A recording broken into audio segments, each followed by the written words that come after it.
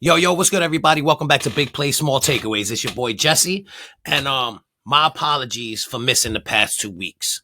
So I ain't gonna lie, I got caught up in Yankee playoff baseball, and that didn't last long. Just so happens that my window to record is Tuesday and Wednesday. Record, edit, get it out. Because as you know, Monday Night Football ends late at night, and then you got Thursday Night Football. So I got to try to get it in between that because that's when the new week starts. So I just so happened to miss week 4 and 5. I'm here for week 6. I got my takeaways, and let's start with this. Everybody needs to stop pretending like Bijan Robinson is not the best player in the NFL right now. Hands down, quarterback, non-quarterback, wide receiver, defensive player. Bijan Robinson is the best player in the NFL right now, and he will be for a very long time. The display that he put on against the Buffalo Bills was honestly one of the best displays I've seen by an all-around player in a very long time. His 19 carries for 170 yards, right? 81-yard touchdown. The way he just breaks tackles. I mean, we've all seen running backs break tackles. We can see what Saquon does, but there's just something about his agility, the way he could just get around somebody. It's impressive. Now, what separates him from every other running back, because, everybody runs, it's his passing ability. Most teams have a running back and then they have a receiving back because most running backs can't catch the ball and run like Bijan Robinson does. That man is an all-around threat. He has 822 scrimmage yards this season, which is incredible through 5 games because they had a bye week early in the season. It's the fourth most by any player in his first 5 games in the Super Bowl era. You know who else did it? O.J. Simpson, Tiki Barber, and Christian McCaffrey. Just look at that. Look at that. It was McCaffrey, 2019, Barber in 2004, and then OJ in the 70s. And OJ, we all know how good of a back OJ was. Besides all the, you know what I'm saying? Yeah, I get it. But we're talking football here. OJ was a beast. So I haven't seen him. I never saw him play. But my father told me stories about how good of a running back he was. I mean, leading the NFL in total scrimmage yards. And he's on pace to he's on pace to beat the he's on pace to challenge the single season record. The kid is an all-around stud. And to do what he does for a team like the Atlanta Falcons, I just hope those fans appreciate him. Because that talent is once in a lifetime. Once in a lifetime talent. Generational. You know? And look at Michael Penix Jr. is finding his rhythm. Drake London, he has Drake London looking like a stud the past couple games. I mean, as a fantasy football player, you draft these players, you pray that they could do. I've gambled many chips on Drake London over the past few seasons, especially, Kirk Cousins being his quarterback, so on and so forth. That didn't last long, And to be honest, I think if the Atlanta Falcons did not have Bijan Robinson right now, they probably have they would be a horrible football team. I think Bijan Robinson's the type of player that makes everybody around him look great. I'll put it like that. He makes everybody better.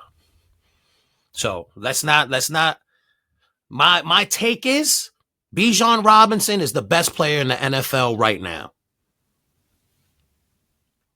Now, from the best player, let's go to the best wide receiver in the NFL right now, Jaxon Smith-Njigba. He is hands down the best wide receiver in the NFL right now. And I know what you're saying. I already know what's going to happen. Oh, Jamar Chase without Joe Burrow. Fair enough. You got that. A lot of injuries. I'm telling you, it's a lot of, that's what I'm saying right now. Right now, Justin Jefferson don't have, J.J. McCarthy throwing. Fair enough. You got that. Nico Collins and C.J. Stroud, what's going on in Houston? Cool, fine. But Jaxon Smith-Njigba also has Sam Darnold throwing it. And we all know what Sam that like one of my takes earlier in my first couple of episodes was how Kevin O'Connell makes them look like, makes Sam Darnold and all these quarterbacks look like studs. But yo, he goes to Seattle. And Sam Darnold's dealing over there too. You can't take that away from him. Jaxon Smith-Njigba, it's like, come on now, statistically. 6 games, 42 receptions, right? On 56 targets. That is impressive alone, right? So now he's at 696 receiving yards through 6 games. He has 3 receiving touchdowns. His longest receptions, 61 yards. That's one thing about Jaxon Smith-Njigba. He's a deep ball threat. He's fast off the break. Catch you slipping. He's out there. And the reason why I'm saying this is not because anybody that knows me or plays in my fantasy football league knows that I have Bijan Robinson and Jaxon Smith-Njigba. 2 different leagues, but still, these are players that I follow along with the league. I follow every player in the league. And, I follow the league in general, not every player. But when you follow the league, you know who's doing what. Football's football. If you love football, you love what's going on like I do, you're just in tune with it. You know what I'm saying? And JSN, man, is out here balling. Best receiver in the NFL, hands down. Hands down. There's not really much else you can say about that. I can't even think of a distant second. Who let me I can't even ponder right now who could be a distant second wide receiver. Puka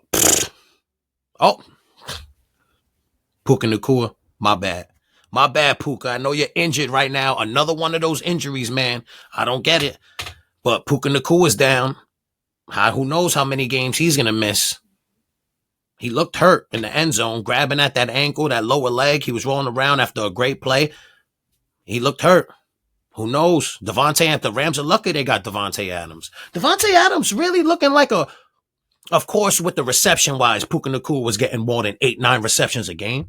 But Devontae Adams could easily be a 1A as opposed to a number 2 receiver. And he is a great receiver to have when your number 1 goes down. So I don't see the Rams, depending on who they play the next couple games. I don't really know about that, but I don't see a lot of like, I don't see the Rams digressing, one of those words, the next couple games until they get Puka Nacua back. But regardless of the fact, JSN, Puka Nacua, who else? Besides the injuries, who else? Those are the top names in the NFL right now. And it's JSN by a landslide. Best receiver in the NFL, Jaxon Smith-Njigba. That's all I'm saying. That's take 2, baby. Now, this one. When I heard this one, it kind of bugged me out. Let me get a sip of water. You like cold water like I like cold water? Come on, man. Listen, first episode, I was out here dry mouth, dying. Oh, it was crazy. But stuck with the coldest water bottle. Listen, I've been using this water bottle for years now.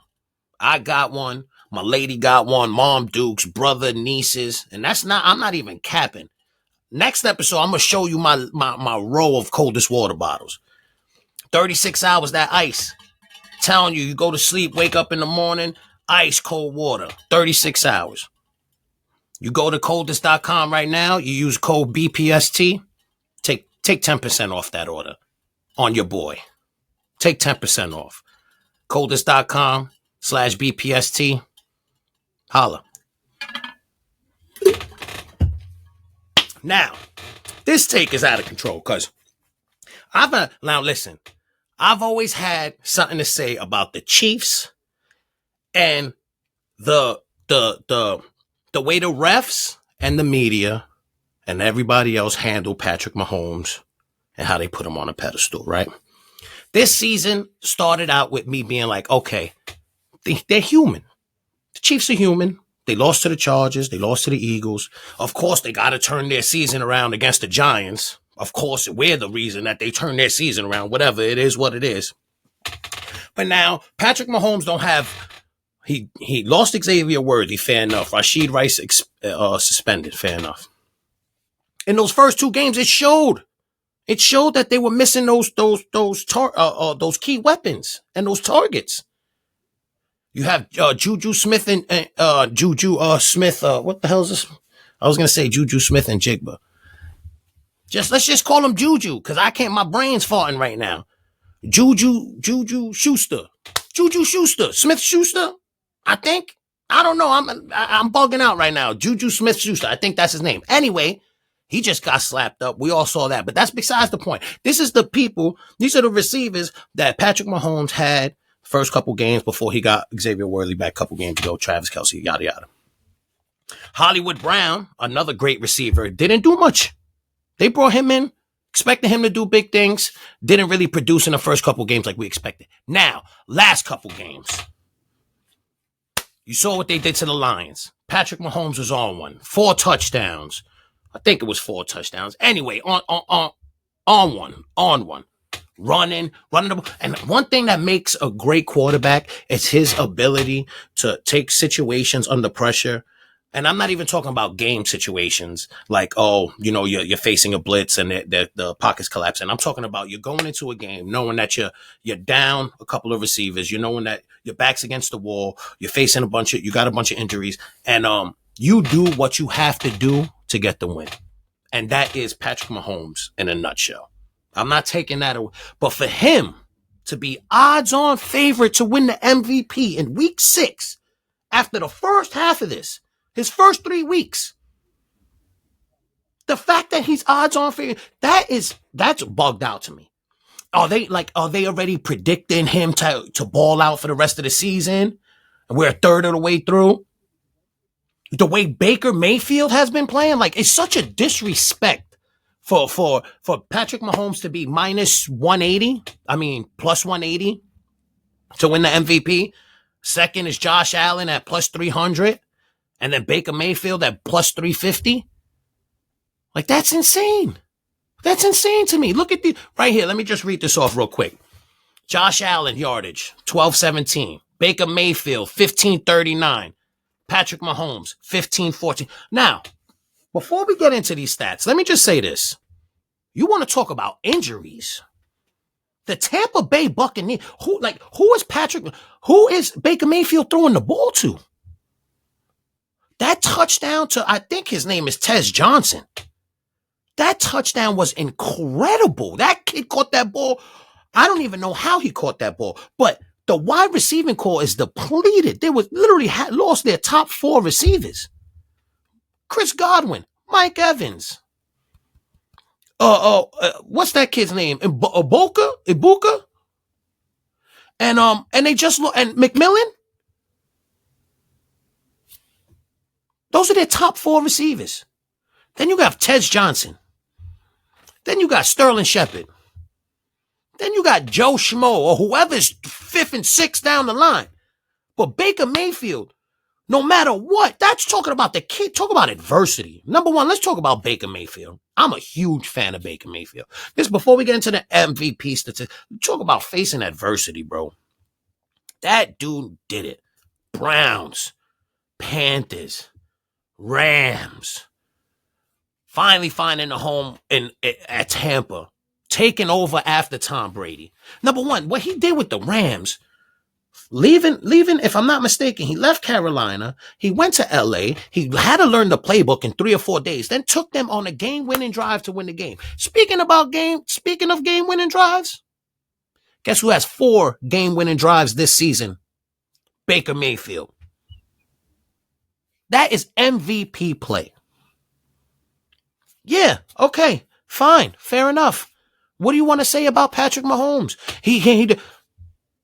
Whatever you say about Patrick Mahomes, you could easily say about Baker Mayfield. Josh Allen is just doing Josh Allen things. Not a lot of injuries on the team. And look at the Bills. They just lost to the Falcons.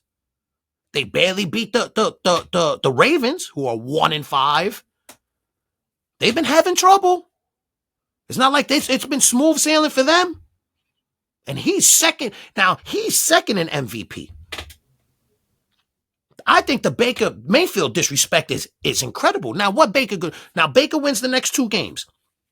I honestly want to see this real quick. So if you guys could just give me a second and let me and just pull this up because I want to see who Tampa Bay is playing real quick. Tampa Bay Bucks real quick. Let me just Google this real quick. Boom. Okay. All right. Fair enough. Right. So now they got to play the Lions next, which is gonna be hard if they have no receivers. Fair enough. After that, they got the Saints, winnable game. They got. All right. So check this out. The Buccaneers got a really, really, really hard schedule coming up. Their next 5 games are Lions. They got a winnable game against the Saints, but then they play the Pats, who Drake May can also be in these MVP odds if you want to get serious. That kid has been balling out, right? Then they got the Bills, then they got the Rams, and then they get another winnable game against the Cardinals, then they see the Saints again. So now, with that being said, if Baker Mayfield goes 3 out of the next 5 games, is Patrick Mahomes still going to be the favorite? Could that actually be a possibility? Because honestly, the Chiefs, I don't think they have that hard of a schedule coming up. Listen, I don't want to be biased, but the Chiefs always tend to have a favorable schedule. All right, let's look at the Chiefs' next 5 games. This is what I'm talking about. Chiefs' next 5 games. Raiders, winnable game. Commanders, winnable games. Bills, going to be a good game. Broncos, best defense in the NFL. And then they play the Colts. Then they got the Cowboys again. They can play the Cowboys. They beat the Cowboys. So now if they win 4 out of the next 6, is he going to be but look at the comparison of schedules. Who's playing the harder teams here? It's a lot of, I don't need, because then, we also got to understand as a gambler as well, money's just favoring. Public money is just favoring. That's what the odds move is. It's the favoring of public money. So now if me and 10 of my friends want to bet Patrick Mahomes to be the MVP favorite, the odds are going to go in his favor as opposed to everybody else betting somebody else and then the odds going in their favor. I hope you can understand that for those who don't gamble.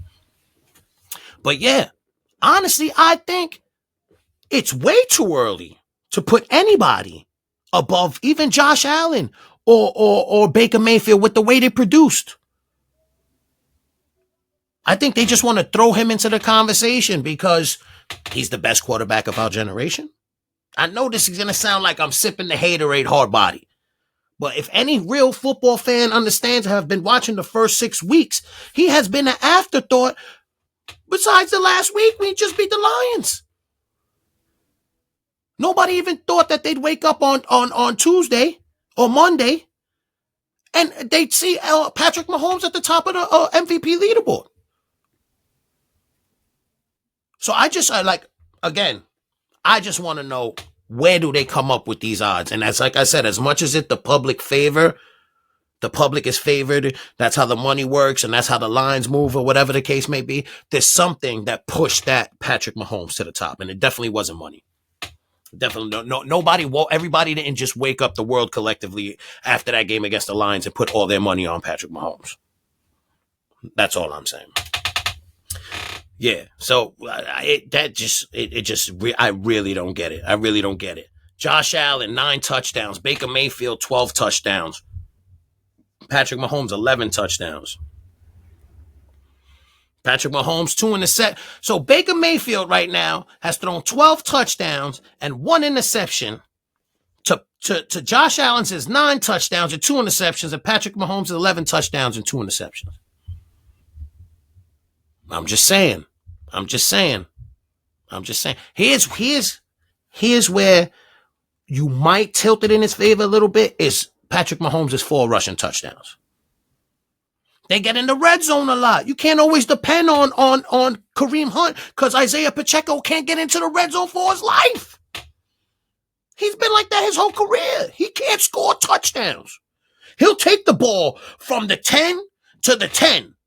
But then Kareem Hunt's going to score a touchdown. You know that already. Anybody knows that shit. Quick slant to Travis Kelce. If that don't work, Kareem Hunt, touchdown. That's all I'm saying. So Patrick Mahomes got to run the ball more. Why? Because he has his weapons are gone. So Why not utilize him if you think Kareem Hunt's going to run the ball? And if you do that all season, of course that fake end around's going to work. I'm just throwing that out there, man. So the odds, Patrick Mahomes again 180, Josh Allen 300, Baker Mayfield 350. Honestly, I would love to put some money on this, but you already know what's going to happen at the end of the season. Patrick Mahomes is going to rip off a bunch of wins. They're going to proclaim him the greatest of all time. He's the greatest. Oh, my God. They're going to make it to the playoffs. They're going to lose in the playoffs because this NFL season has been so unpredictable. There's not one team that you could really say, oh, they're taking it all the way. Everybody thought the Ravens were going to do something, and they're 1-5. Again, Lamar Jackson injury, another crazy injury. That kind of bugs me out because you have Derrick Henry on your team, and you just feed him the ball, bro. He's the biggest human on the planet. Give him the ball, let him run the ball. But I digress because what the fuck? You got Cooper Rush as your quarterback, which is even more of a reason to run the ball. But again, I'm not coaching the team. I'm just somebody on the sideline putting some money on the game. You know what I'm saying? Anyway, with that being said, if you are going to bet the MVP race, be very careful, bro. You know how biased the media is. You know how it is, votes. Because, yeah, we handle the money, but they handle the votes. Now, bro, all right, so we're going to end it with this, right? Because, I only have a couple takes. What's up with those Giants, baby? What's up with those Giants? Yo, New York football is so back. It's so back. And I'm not even going to get into the horror show that is the New York Jets. Because, damn, son, -10 passing yards? That's crazy work. How about this? Yo, listen, all Jet fans, I know, listen, we've been in the doghouse with y'all for a while. I get it. We've been the 2 worst teams in the NFL. But we're taking applications.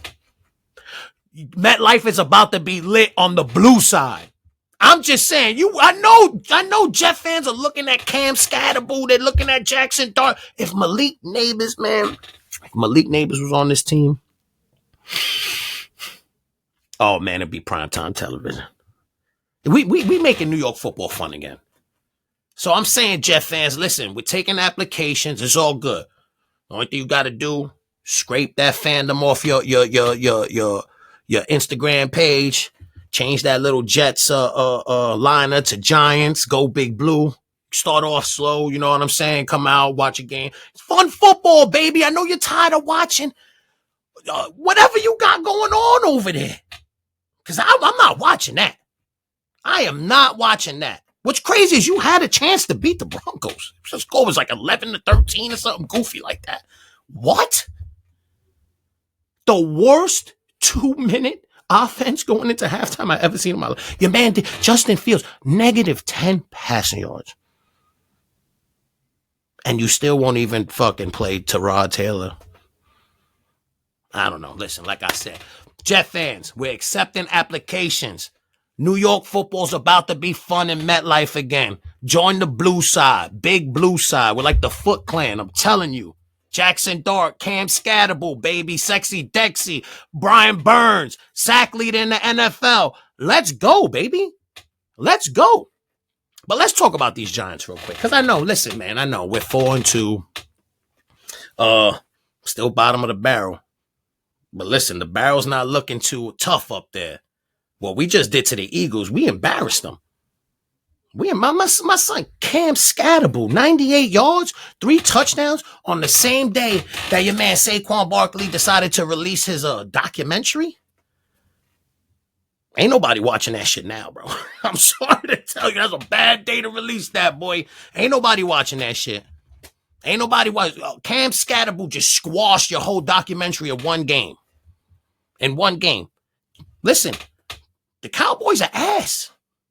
They just lost to the Panthers on a field goal. They gave up a ton of points to the Panthers. They are ass. Washington's not looking good either. They're dealing with injuries. Scary Terry, he's not playing. They don't look good with no receiving core. I think Deebo Samuel had 15 yards last game. And then the Eagles, we saw what we did for them. And I'm not saying we're making a playoff push. I'm not saying we're making a wild card push. What I'm saying is New York football's going to be fun again. It's over. I can't say it's over. I don't want to start jinxing shit. You know how it is. All I'm saying is the way we're playing with pizzazz. Yeah, I said it. Pizzazz, baby. We're playing with spunk. We're playing like we want it. Like we winning football. Like we want to win games. How many Giants games have we watched and we're like, they gave up in the second quarter? We're playing like we want to win games. The chemistry in the locker room has changed, and that's evident. I'm extremely excited to be a Giants fan again. And I hope all my other Giant fans are excited as well. And I hope, you know what? Football's better when the Giants are winning. Stop playing with me. When Eli was doing this thing in MetLife, football was better. Everybody loved watching Eli, fourth quarter Eli come to life, win games left and right. You know what I'm saying? Listen, the Giants, I just want us to be competitive. I just want us to play with heart. I just want Jackson Dart to slide. Please, kids, slide. Please. Please, you're diving, head first. Like the juggernaut. What's up with you, my bro? Chill. Chill. We need you to chill. We can't have you all bugging out. No knock. But come on, son. Look what happened to Tua. Tua took a couple hits, and he hasn't been the same since.